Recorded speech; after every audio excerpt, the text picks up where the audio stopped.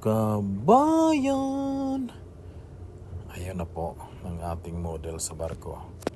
May hawak siyang inflatable life vest. So yun ang sinusuot namin tuwing may operation tulad ng mooring operation, workboat operation, lahat ng mga operation na nasa gilid ng barko. Kailangan namin yan kasi yun ay pag mabasa ng tubig, automatic siya mag-inflate. So hindi ka na malunod kung hindi ka marunong lumangoy. Kaya yan ang tamang pagsuot ng life vest. Siguraduhin na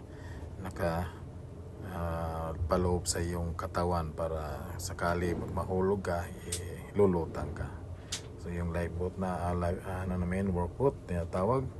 Tapos yung pinakadulo yung barko na doon transfer ng mga pasahero. So yan ang ginagamit sa pag-transfer ng pasahero.